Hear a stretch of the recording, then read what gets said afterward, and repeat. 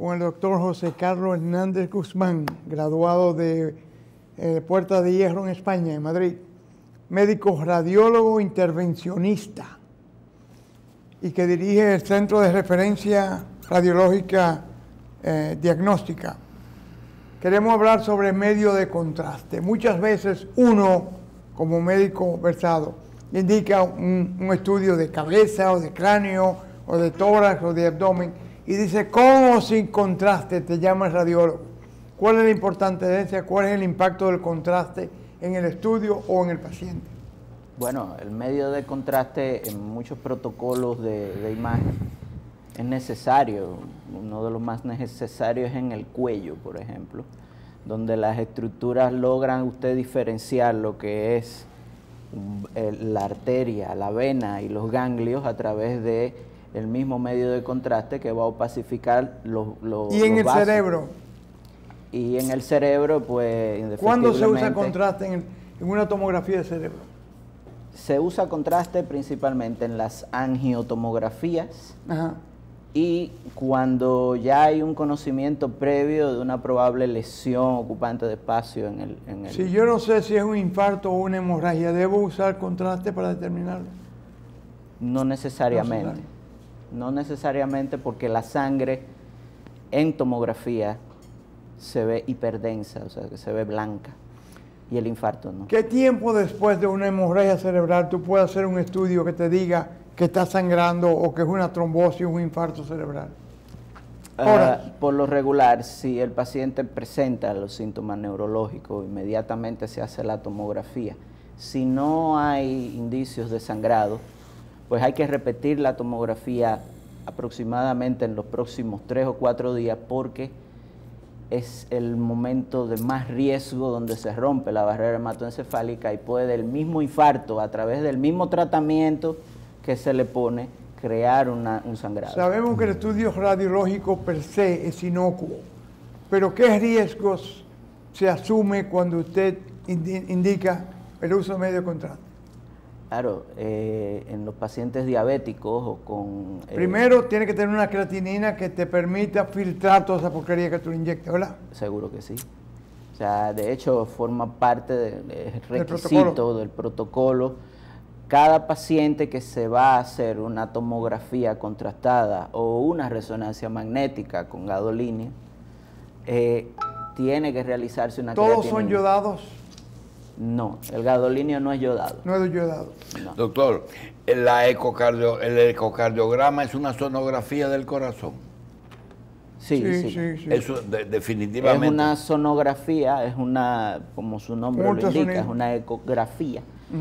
Utiliza ecos, o sea, ultrasonido para poder ver el corazón. La diferencia es que es un estudio hemodinámico del corazón. ¿En qué enfermedades? Y que ve el corazón por dentro, el electro lo ve por fuera. El electro registra la actividad eléctrica. Sí. ¿En qué enfermedades ya establecidas, que el médico está buscando otra cosa, está contraindicado el contraste? ¿O hay que tener cuidado? Hay que tener cuidado en los pacientes que son alérgicos al yodo. No, fuera de la alergia, en enfermedades, por ejemplo. Enfermedades, pues los pacientes que sufren de insuficiencia renal. Sí. De los pacientes que sufren de insuficiencia renal, principalmente tienen que... porque el contraste se elimina por el riñón. Riesgo-beneficio. Se elimina por el riñón el contraste. Sí, señor.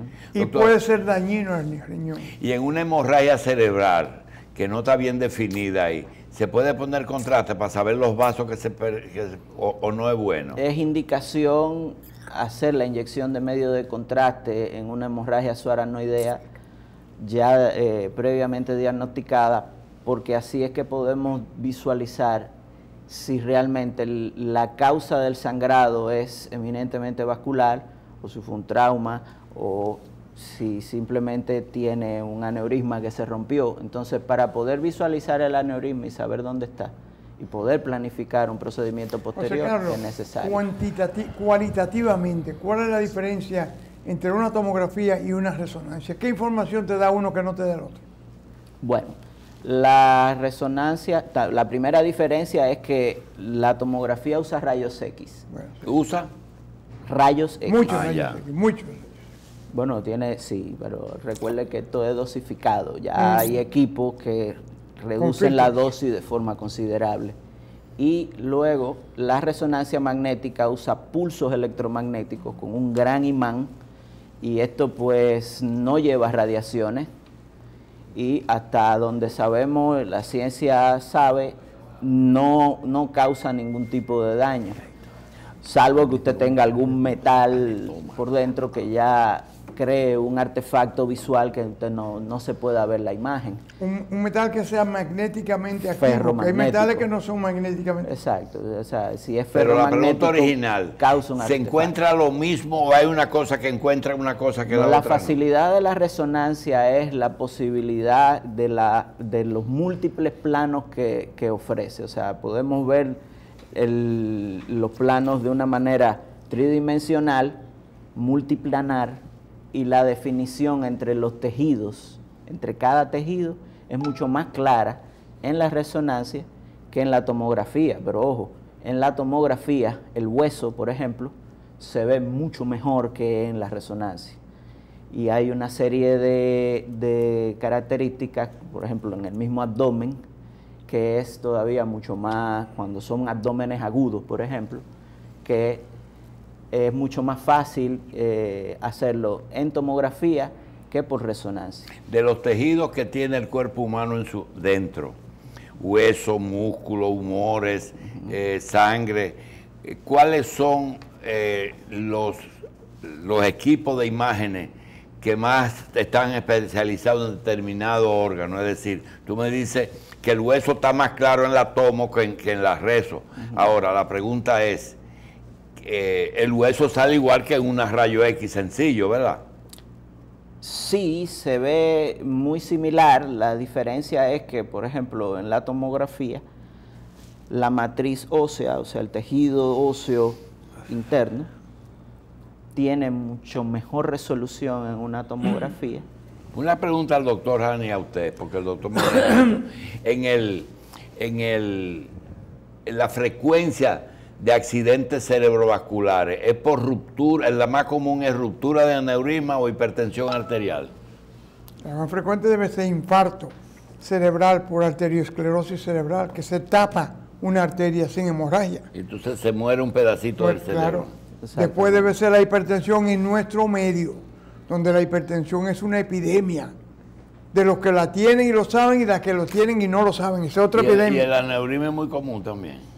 El aneurisma es común, pero estadísticamente vamos a decir que sería la tercera causa, porque nosotros ahora mismo, cualquiera de nosotros puede tener un aneurisma tranquilamente. Asintomático. Completamente asintomático. Pero al momento de que le sube la presión, rompe el aneurisma. Rompe el aneurisma. Más Entonces, que aneurisma, la causa no es el aneurisma, sino la hipertensión. Sí. Hay mucha malformación arteriovenosa en todo el cuerpo, pero en el cerebro también.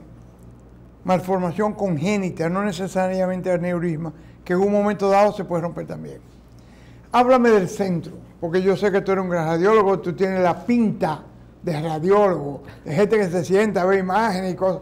Pero el centro, ¿dónde está tu centro que usted trabaja? El centro, referencias e imágenes diagnósticas, está ubicado en la San Martín con Ortega y Gasset. Es donde estaba Induca. En el edificio. Donde está, sí. Hay varias cosas. Ahí está hay referencia. Ahí hay un laboratorio y justo al lado de ese laboratorio estamos nosotros. ¿Cómo se llama el que vende equipo médico? Que uno... Farmaconal, no. Farmaconal está ahí también. ¿Qué equipo tienen ustedes? ¿Cómo está equipado? Nosotros contamos con sonografía en 4D y 3D. 4D también. Tenemos mamografía, rayos X, que son digitalizados completamente. También resonancia tenemos, no, ¿verdad? Sí, tenemos un resonador. ¿Abierta o cerrada? Es cerrada, pero tengo que hacer la salvedad de que el gantry, que es la cámara, el túnel, es mucho más ancho. El túnel de tortura. Coño, qué vaina más incómoda. El túnel es mucho más ancho que lo regular. ¿Y resuena duro como el convencional, tum, tum, tum, o no? Tiene su ruido característico. La diferencia es que nosotros tenemos un sistema de audífonos donde usted va a escuchar música y se va a relajar. Qué bien. ¿Qué tú quieres? El paciente está establecido que puede hablar con usted, puede consultarle, ¿cómo maneja usted protocolarmente lo que es la información que debería ir de ustedes al médico, pero que el paciente en algún momento la tiene de sus manos o de palabras suyas? ¿Cómo se maneja ese asunto entonces? Porque hay pacientes que, hay unos imaginólogos que asustan a los pacientes a veces. Sí, bueno, hay que tener un poco de tacto al transmitir la información, pero yo soy de las personas que piensa que todo paciente tiene el legítimo derecho de saber que tiene. Sí. Sin embargo, es una información delicada, con lo cual uno puede introducir al paciente a lo que tiene, pero es su médico de cabecera quien tiene que dar el conjunto completo del diagnóstico. Porque uno se ha encontrado con gente que el radiólogo, el fotógrafo, como decía, le dice, oiga, pero ¿y este paciente está caminando? O si no, ¿y esta persona está interna? Pero este se murió, o algo así, porque hay gente que son especialistas. Mira lo que me pasó a mí. Hay que tener cuidado con los comentarios. Un compañero de residencia médica conmigo, de origen de la India, tenía muchos dolores y se hizo una serie de radiografías. Se lo llevamos al radiólogo y el radiólogo no ve el nombre. Y entonces se pone a decir, pero este hombre está muy mal, este hombre tenía mieloma múltiple y el tipo estaba ahí atrás de nosotros, casi se muere antes de tiempo. Nosotros no podemos tener cuidado con eso. La FDA hace un poco tiempo dictó medida de que sean 2 radiólogos que lean el mismo PET scan para ser aceptado por las compañías de seguro. ¿Por qué 2 radiólogos? Hay mucha dificultad en ¿y qué es un PET scan? ¿Qué es eso? Bueno, el PET scan, como su nombre, sus siglas lo indican, es una tomografía con emisión de positrones. Esto lo que quiere decir es que se inyecta un radiofármaco y se hace una tomografía de alta resolución y se superpone la captación, muy parecido a lo que sería una gammagrafía. La diferencia es que este radiofármaco pues se absorbe y donde hay mucho mayor metabolismo, donde la célula está trabajando mucho más, se capta con más facilidad. Es una glucosa cargada de material radiactivo, con un azúcar. Correctamente. Entonces, ¿qué sucede? Que por lo regular, donde hay mucha mitosis, o sea, cambios celulares, que es donde están las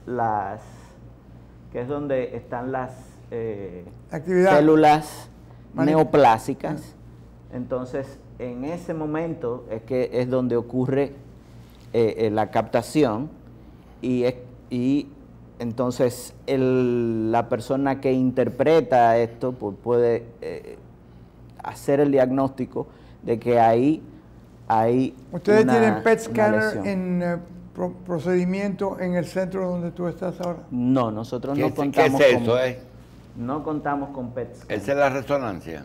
No es tomografía. La imagen que pasó sí, es la resonancia. Eso es... Esto es un tomógrafo. Doctor Hernández, sí. Un amigo nuestro, médico, radiólogo, visitó Francia y le diagnosticaron lo que usted dice, una comunicación de arteriovenosa. Y él de relajo dice, me pusieron coquí y me cerraron el cosa. ¿Realmente eso lo hace el radiólogo intervencionista o lo hace el neurocirujano? Bueno, ambos, porque hay una rama de la neurocirugía que se llama la neurocirugía endovascular, que estos individuos pues pueden a través de la fluoroscopía y el contraste llegar a lugares insospechados en el cerebro y hacer un manejo, un tratamiento. Y el equipo que diagnosticó eso, me dicen que es un equipo muy caro, se llama... Estoy hablando de Gamma Knife. Sí. Eso es para el tratamiento. ¿Qué es Gamma Knife? El Gamma Knife es diferente porque... Knife es cuchillo, Sí, pero el Gamma Knife no es más que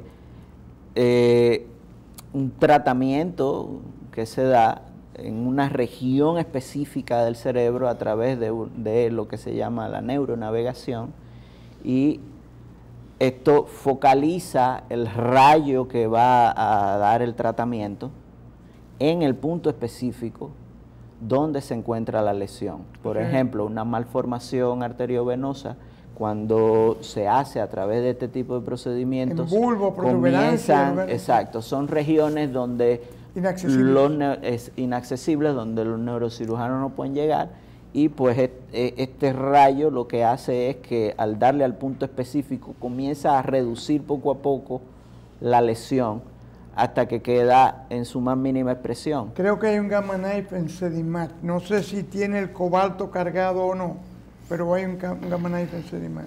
Bien. He oído que sí. Sí. Doctor, quiero salirme un poquitito de la parte médica y preguntarle algo que tiene que ver con el comportamiento de los reportes. Resulta que un laboratorio te da cifras, y entonces el médico sabe cuándo están altas y cuándo están bajas. El paciente a veces ve un asterisco que le ponen y entonces está un poquito alto. El laboratorio te da también las referencias, sí, pero el rango. Pero el radiólogo es bastante explícito abajo cuando llega a sus conclusiones.